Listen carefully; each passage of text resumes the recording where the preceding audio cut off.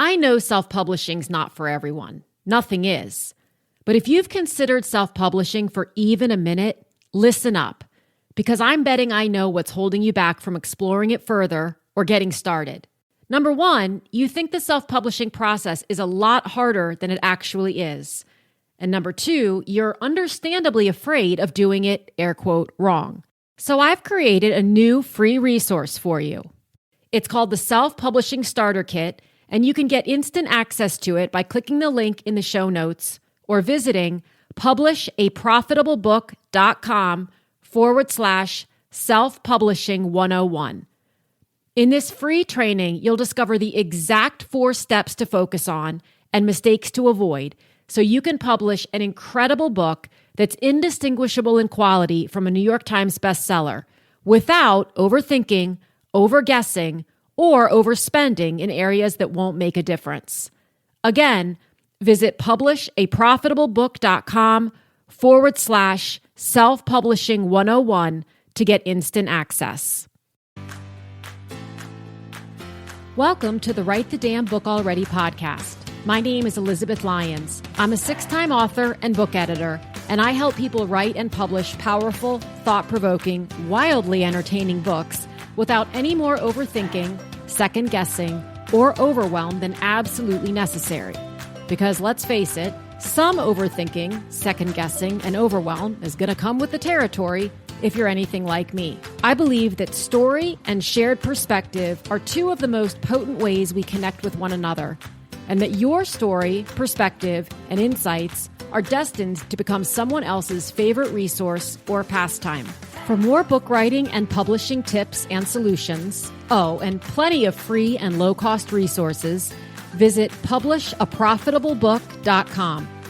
And for recommendations of fabulous books you've possibly never heard of, book writing inspiration, and the occasional meme so relatable you'll wonder if it was created with you in mind, follow me on Instagram at Elizabeth Lyons Author. Hi, everybody. Oh my gosh. Okay, it's Wednesday. I just realized it's Wednesday. It's been a heck of a week because we just launched an incredible book yesterday. Dr. Chip Valutis has released a book titled Talent-Driven Growth, Your Blueprint for Scalable Organizational Success. And it's one I was so incredibly excited to work on both as an editor and as a publishing service provider. So if you are an executive and you would like to essentially get the right people on the right seats on the right buses to ensure sustainable growth, I cannot recommend this book enough. Chip's longstanding experience as an organizational psychologist comes through loud and clear with a really amazing implementable strategy and some pretty fascinating insights on leadership and what it takes to get from one level to the next in business. Plus, I had the amazing opportunity to work with Jen Hansen-DePaula over at Mixtus Media, who is in charge of all of Chip's launch strategy, his marketing, what he was choosing to do as far as getting the word out. And the thing I love about Jen, I'm just going to say this, is that she puts together such incredibly customized packages. If you've been listening to me or you've been over on publishaprofitablebook.com, you've likely seen that I recommend her Author Circle if you're looking for a community. It's a monthly membership to get involved with and have more templates than you can even imagine for things like posting on social media, doing outreach, so many things that you can do on your own. But she also does work with a select number of authors one-on-one. And I am not compensated in any way to say this. I just want everyone to know about her because she does not blow smoke. She does not talk about there's no guarantees. She does not dangle carrots in front of anyone when it comes to what certain publicity will do for them, and it probably won't. And if you're wondering more about that, please catch episode 85, the previous episode to this one, which I did a couple of weeks ago with Kathleen Schmidt, who is a book publicist and has been in the space for 30 plus years in a variety of capacities. She's a wealth of knowledge, and she really did not hold back when it came to revealing, even as a publicist, she said a couple times, I think I'm shooting myself in the foot here by saying this, but what authors really can and should expect from their publicist publicists what they can and should expect to pay. It's never about saying across the board anything is good or bad, right or wrong. It's about looking at everything from the right perspective and the right lens. So with that being said, I've noticed in the last couple of days, because I host my courses on Kajabi, I'm part of a private Kajabi Facebook group, and someone actually posted there yesterday asking about publishing packages. And of course, the comments went wild with like, don't ever do this, and this is always bad. And I think that's quite unfair. There are very few instances, I mean, I'm sure there are some, but where I would say, oh my gosh, never, ever, ever do X. But they're really the exception, not the rule. I think there is an opportunity for all kinds of things, even very expensive packages, if, and this is the key, they're actually truly satisfying what an author wants. So you just cannot come out across the board and say a $40,000 publishing package is wrong or bad. You've got to look deeper into it and understand what's being, promised, what's being offered, what solutions are being given before you can say, and it's just an opinion. Even then, it's just my opinion. And then from there, I had another call this morning with an author who's having some angst about which publishing process to go with, because on the one hand, she was being promised all kinds of things that are bright and shiny and they glitter and they sound amazing. And on the other hand, her intuition was kind of saying, is this really what it's all cracked up to be? So I wanted to take some time in this episode to kind of break down even further. I've done a lot in the podcast and over on the blog on publishaprofitablebook.com, breaking out the differences between traditional publishing, hybrid publishing, and self-publishing. And really, self and hybrid, we could really even categorize it as traditional publishing or indie publishing. And then within traditional publishing, it can be broken out into the big five. There can also be another section for traditional publishers who are smaller and don't have nearly the same ability, to offer the high advances, but sometimes that's actually really good.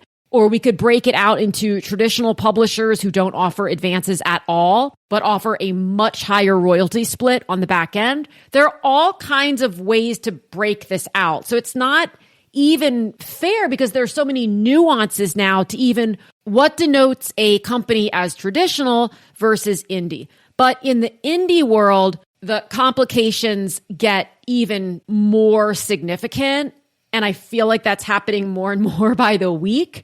So I wanted to keep trying to break these things out for you so you just have a much greater understanding of what all these things mean so that you can assess what your expectations and wants are, and then whether or not a particular approach/company is the right choice for you. So within the indie world, we have vanity publishing, which is one area where I will almost unequivocally say, don't do it. The challenge is that a lot of people call hybrid publishers vanity publishers. The terms hybrid and vanity are interchanged so often that when somebody says, oh, they're a vanity publisher, you don't want to just dismiss them out of hand. You want to ask more questions. Well, when you say vanity, what do you mean? When I, Elizabeth, say vanity, what I am referring to is a publishing services company that will take any manuscript sent to them. They are more interested in dollars than words and stories. So they'll take anything that comes across their desk. It could have been written last weekend by a 4-year-old, and they'll take it. And they'll charge a lot of money with a lot of bells and whistles that all often sound good, but aren't. And in many cases, those companies will also still take a percentage of sales off the back end, even though they're not doing anything off the back end. So for me, in my world, that's vanity. But I've heard very good friends who are traditionally published refer to what I consider to be solid hybrid publishing houses as vanity publishing houses because they don't know. To them, that's just vanity. But they're not even saying it's bad. They're just calling them vanity. So that's why you want to ask more questions as opposed to just going, oh God, I heard vanity, run in the other direction. Because we may be using those words to describe the exact same thing, or we might not. So in the realm of indie publishing, where I am supportive of approaches, there's self-publishing, which is where you do everything yourself. And you can absolutely do that. Once you know how to do it, and there are many ways to learn how to do it. You can Google it. You can take a course on it. You can ask other people. Many ways. You can do the exact same thing as a self-publisher that a traditional publishing house will do when it comes to producing the book. Of course, with a few potential exceptions, such as you may not choose to print 10,000 copies overseas. You may not choose to have a dust jacket on your hardback. Things like that. So you have more control, but yes, there is an upfront. There's going to be, someone's got to foot the bill. It's either you or a publishing house. So when you're self-published, you're the one footing the bill and you're doing it. You're contracting your cover designer, you're contracting your typesetter, you're registering your own ISBNs. You're doing all of that kind of stuff yourself. As opposed to option B is working with a self-publishing service.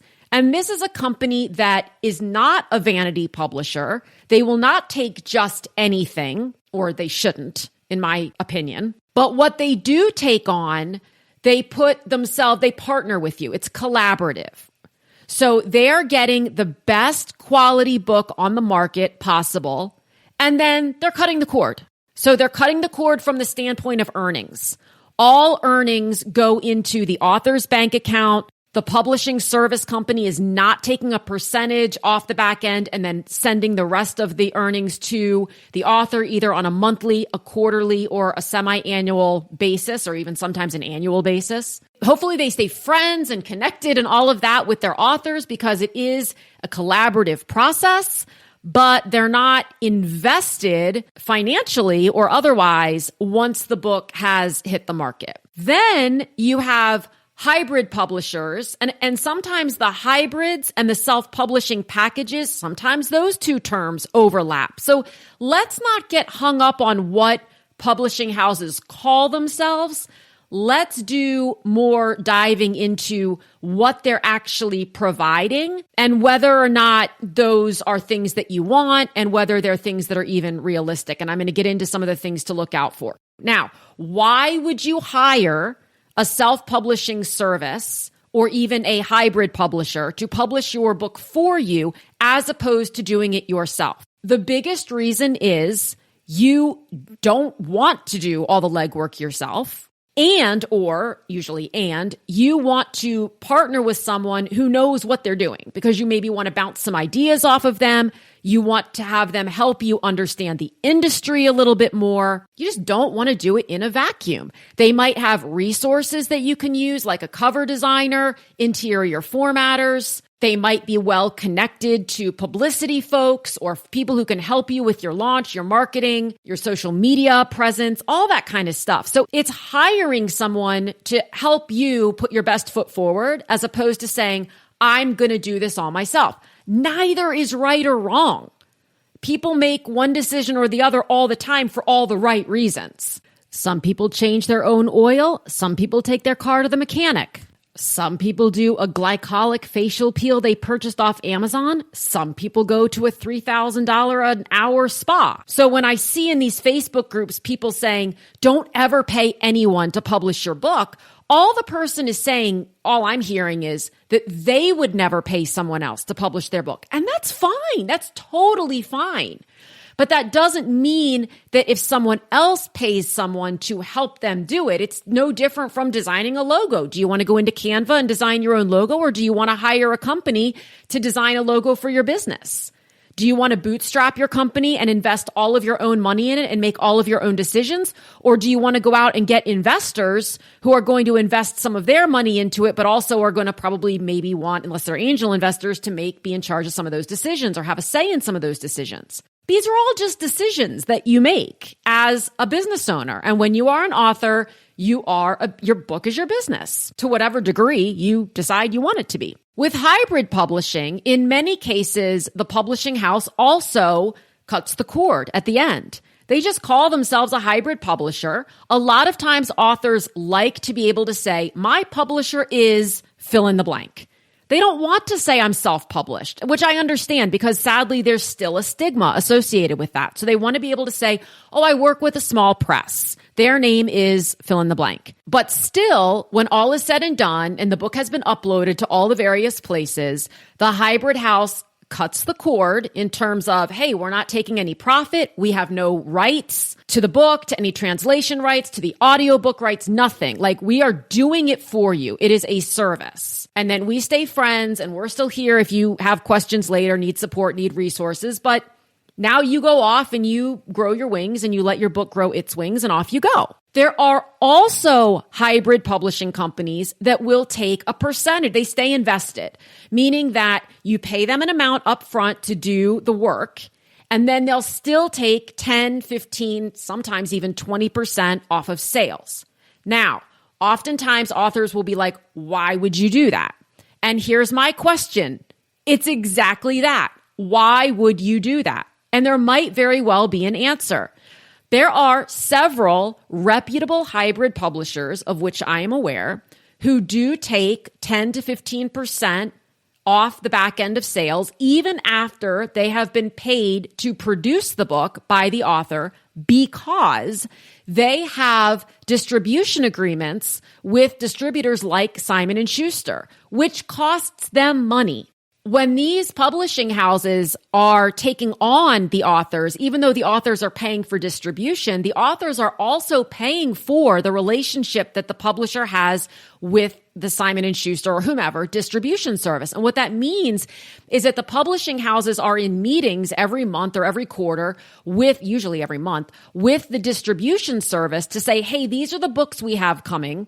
Because then those Simon & Schuster, as an example, sales reps go out on the publisher's behalf and do the sales to the bookstores. And the publishers are paying to be a part of that service. So then it actually makes sense that the publisher would take a percentage off the back end of the book. It makes sense to me. But if a publisher isn't doing anything once the book is released, if they're not, like I don't, with Finphyllis Press, I don't do marketing.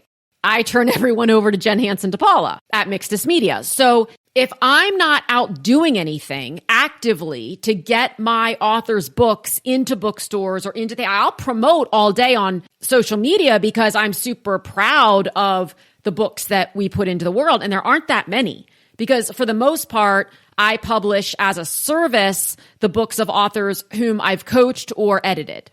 I don't just take submissions. It's not a big part of my business, to be honest. It's just a service I provide. If I have an author who's like, I don't want to, will you please do this for me? I trust you. But once the book is out, I'm still friends with my authors. I still end up talking to the vast majority of them on a regular basis because they have questions, they have concerns, they don't know how to order author copies, they want to change the price of their book and they can't remember how. And I'm always available for that kind of thing. But I'm not doing anything where I feel like I deserve a portion of the earnings. And I've often said, if my authors go out and they sell, 1 million copies of their book, I'm not going to take any credit beyond the fact that I know I put together a great looking book. And if they sell 0 copies, I'm not going to take any blame because usually that onus is on the author because the author hasn't been talking about it. And everyone who's in this space can see a direct correlation between how frequently we talk about our books and our book sales. There are exceptions, of course. There are books that take on a life of their own, but most of the time there's a direct correlation to how much we're talking about them and how much they're selling. So again, when a publishing house, whether they call themselves a publishing service, a hybrid publisher, a small press, a professional publisher, no matter what they call themselves, if they take a percentage off the back end of sales, I always advise that potential clients ask them, okay, what are you doing to earn that money? Whatever that amount is, what are you doing to earn that? Another thing that I am starting to get angry about, and I understand that I should keep it all very factual and I should stay neutral and I should favorite word, do all these things. I'm starting to get angry about, I have been angry about two things in the hybrid / publishing services / professional publishing world. And those two things are this. One, well, actually, there's three things. A laundry list of services that you're providing to justify an extremely high price point. And that price point is usually $25,000 and up. This is not me saying that that price point in and of itself is bad or wrong. I'm not saying that. How could I say that without seeing what's included? What I am saying is that there are a lot of companies that put a lot of extra line items in their package contents with some fairly nebulous, buzzwordy terms that are often repetitive in order to justify this $25,000, $35,000, $45,000, $75,000 price tag.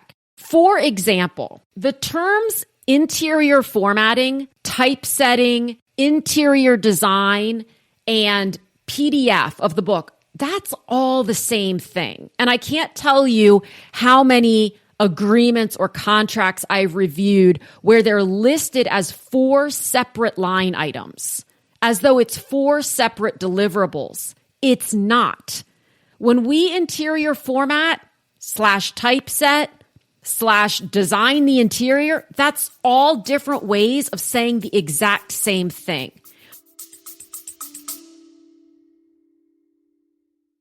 If you're a boy mom, listen up.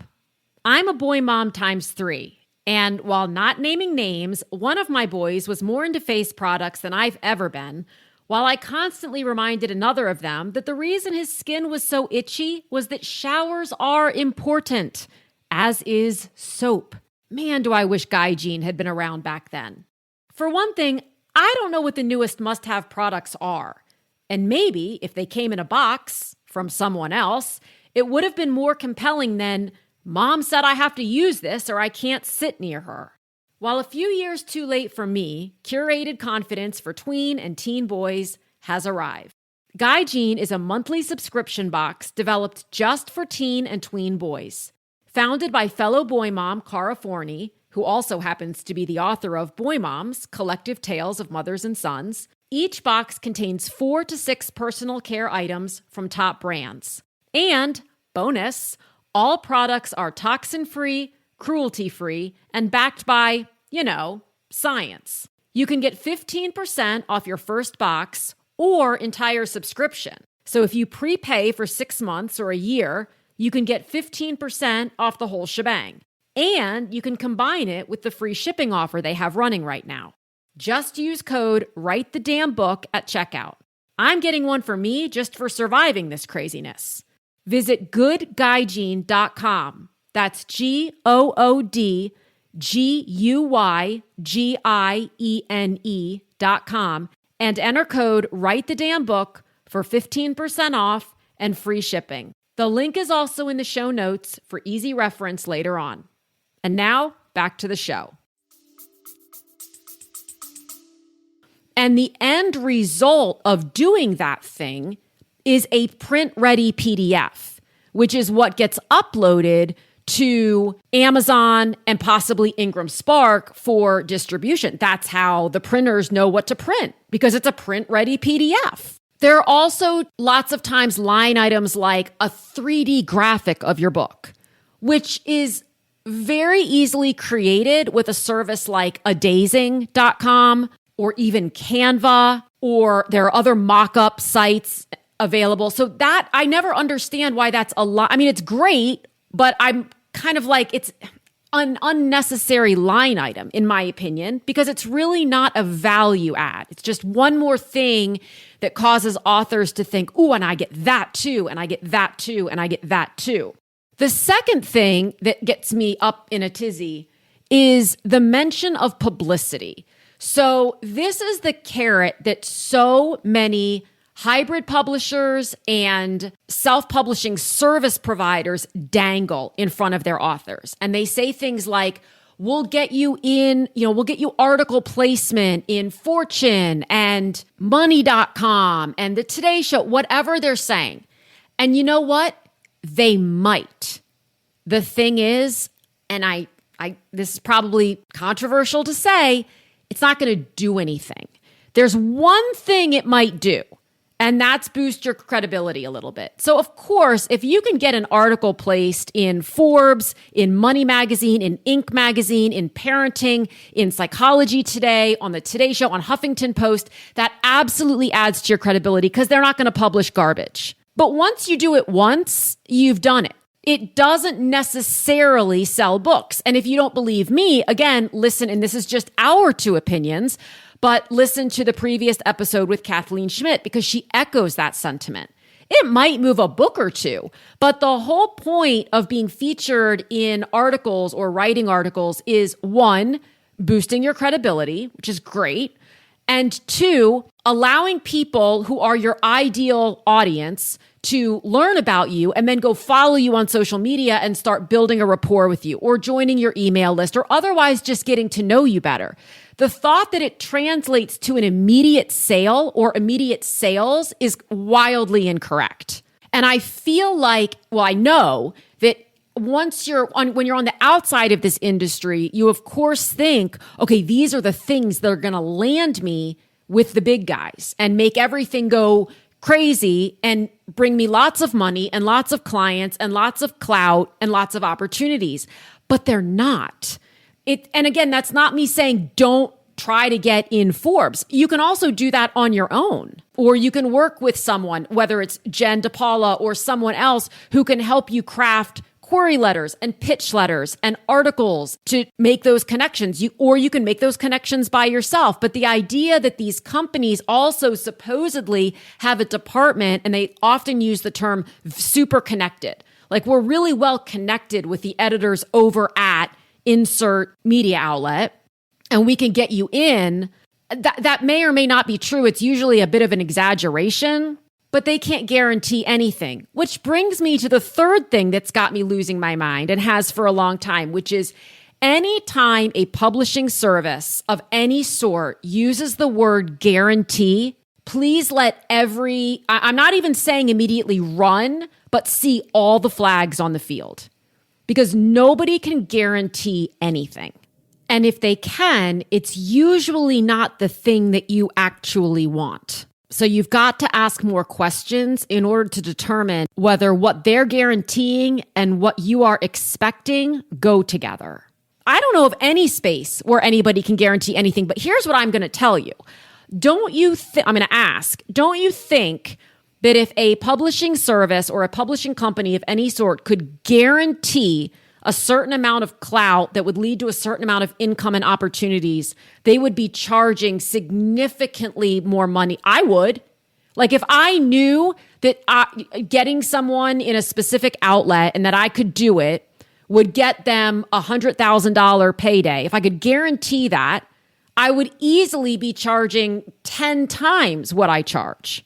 But I know I can't guarantee that. No one can guarantee that. So the one guarantee that is still circulating that makes me wild is bestseller status on Amazon. Here's the thing that these individuals aren't talking about. Number one, they say, we'll make your book a bestseller. What they're not saying is, we'll make your ebook a bestseller, which 9.6 times out of 10, that's what they're doing. Number two, they won't tell you that it's not in all of Amazon. It's just in a specific category. It's not always even in the right category, because if your book is a business book, you're going to have to sell a lot of books to hit number one in a 1 hour time frame. But even if it is in a very important saturated business category, the way that the approach, here it is, here's the big secret, people. The approach to selling and getting you on that bestseller status is running ads that get, unless you have an enormous list. If you have a list of, 60,000 people who love you, that's easy. You just send the thing to the list, tell them to buy, put the ebook at 99 cents, tell them to buy it on a very specific day. Now you shoot right up and you're number one in that category for an hour or 2 or 12. But then you're done. That's it. And if you don't have a list that's big enough to generate that kind of sales momentum, then you've got to buy it. You have to find those people. And how do you do that? Through ads. So lots of times when publishing companies' prices are in the tens of thousands of dollars, like $25,000 and up, it's because they know they've got to set aside $3,000 to $6,000 of that money to run ads in order to get people to buy the book for 99 cents on a very specific day in order to, fingers crossed, get you in that bestseller status. And one of the reasons that the word guarantee is often used is because they're not going to put you in a category where they aren't confident. It's not hard to figure out how many books have to sell in a day in order to be in the top 10 or at the number 1 position in a specific category. So if the publishing company can figure out what that category is, they'll put you in it. They'll do what they need to do to get you to hit number 1 in that category for 5 minutes or an hour or 12 hours or whatever. And then they've technically done what they said that they were going to do. But you're sitting there like, this is not what I thought was going to happen. Like you said, bestseller on Amazon. I haven't sold not many books. I've sold them at 99 cents. So I'm making 35 cents a book. So I definitely didn't get rich off of this. And now 2 days later, I'm right back where I started, where I'm doing outreach and I haven't gotten anybody on my email list. I don't have anybody new following me on social media. So it's a mess. And I wish this would change. This is one piece of the industry, of this side of the industry, that I really wish would change, because it gives self-publishing and it gives hybrid and it gives self-publishing packages a terrible, terrible reputation.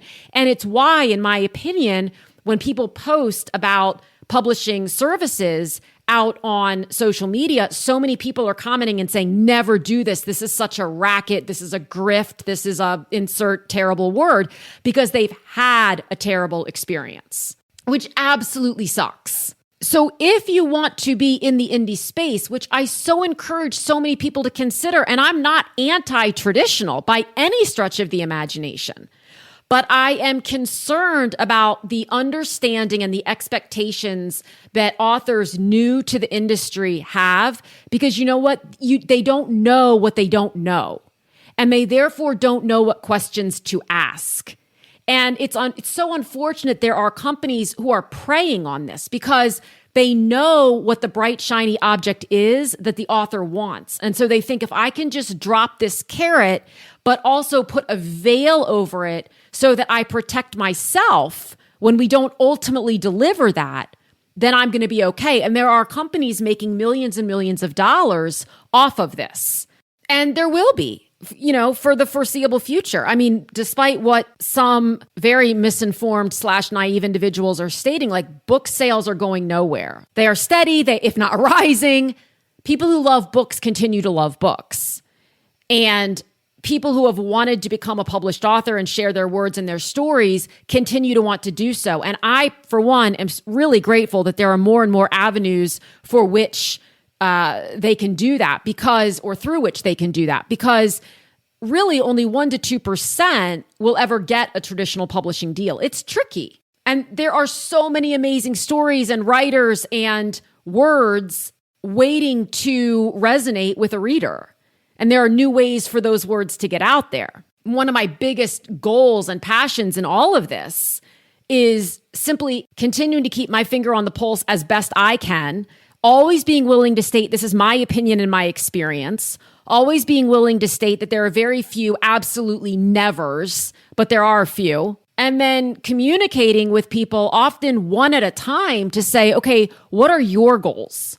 What do you want to do with this? And based on that, does this particular package even make sense? Or what is your understanding / expectation of this process? And is that reasonable? Or what is this particular company promising you? I'm not a person who will say, oh, that company sucks, don't use them. Unless I unequivocally know that they're taking people for all they're worth, which that doesn't last long because of things like social media. People find out very quickly when a company is, for lack of a better word, corrupt and preying on people to make a quick dollar.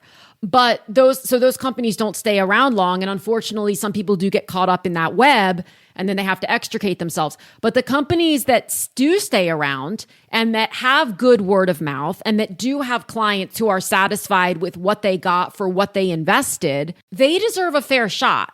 And I would like to see even more of those pop up because I have been educating people on how to self-publish using the exact same process I use when I publish my own book and when I publish my clients' books for 5 years.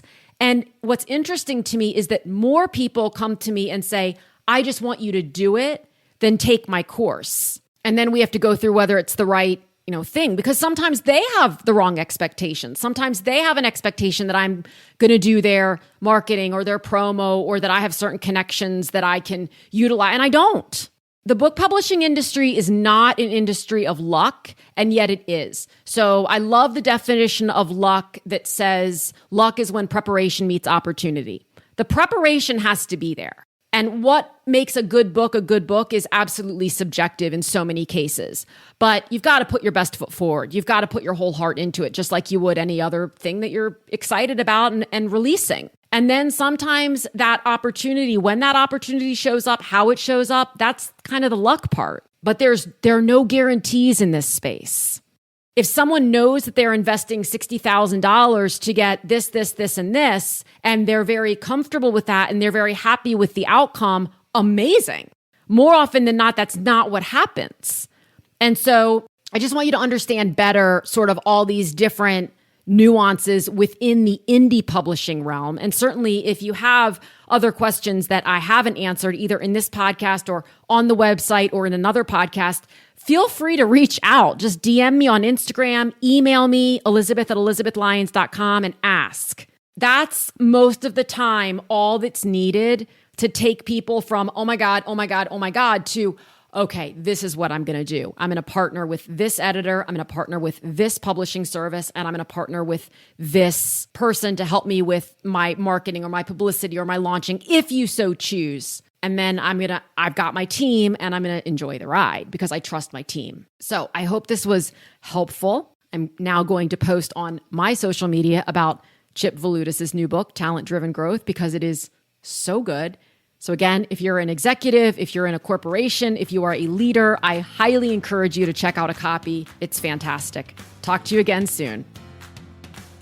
Thank you so much for tuning in. If you enjoyed this episode, this is your friendly reminder to follow or subscribe, leave a quick review, and share it with someone you know has a great story or message, but isn't sure what to do next.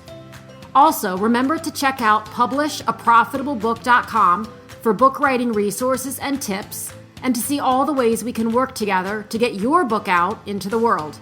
Again, thanks so much for listening, and I'll talk with you again soon.